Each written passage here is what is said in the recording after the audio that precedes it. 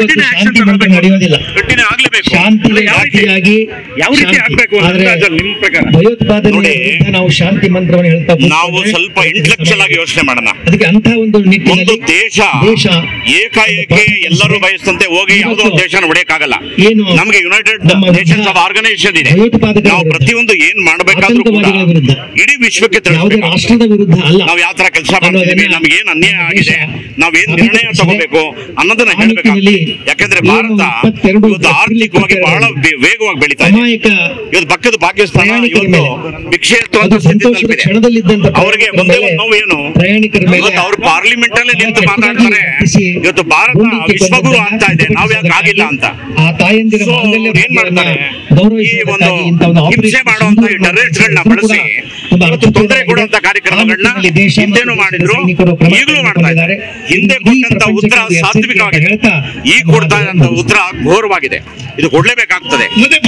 ಈಗ ಉದಾಹರಣೆಗೆ ಯಾರು ಅವರಿಗೆ ಚೈನಾ ಮತ್ತೆ ಟರ್ಕಿ ದೇಶದವರು ಏನು ಇವತ್ತು ಡ್ರೋನ್ಗಳನ್ನ ಇತ್ಯಾದಿ ವಗಾರ ಕೊಟ್ಟಿದ್ರು. ನಿಮ್ ಜೊತೆ ಕೆಲಸ ಮಾಡಿದ್ ಬಹಳ ಖುಷಿ ಆಯ್ತು. ನೀವೇ ಬೆಸ್ಟ್ ಬಾಸ್. ಇಷ್ಟು ಮ್ಯಾನೇಜರ್ ಆಗಿದ್ದೆ, ಇನ್ನು ಮುಂದೆ ಬಾಸ್ ಆಗ್ತೀನಿ. ಹೇಗೆ boss Vala B the boss. ಅವರು ಆ ತರ ದೋಷ ಮಾಡೋದು ಮತ್ತೆ ಜೊತೆಗೆ ಭಾರತ ಜೊತೆ ಬಹಳ ದೊಡ್ಡ ಅನ್ಯಾಯ ಇದು. ವ್ಯವಹಾರನೂ ಮಾಡಬೇಕು, ದೇಶಕ್ಕೂ ಕೆಟ್ಟದ್ದು ಮಾಡಬೇಕು.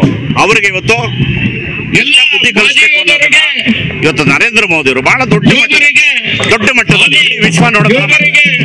ಮತ್ತೆ ಯಾರು ಬೆಳಗಾಮಲ್ಲಿ ಏನು ತೊಂದರೆ ಕೊಟ್ಟಿದೆ ಅವ್ರಿಗೆ ಎಂತ ಕೇವಲ 27 ನಿಮಿಷ 9 ಟೆರರಿಸ್ಟ್ ಕ್ಯಾಂಪ್ಗಳನ್ನ ಹೊಡೆದಾಕಿ ನಮ್ಮ ದೇಶದ ಶಕ್ತಿಯನ್ನು ಅಂದ್ರೆ ಈ ತರ ಮಾಡೋದು.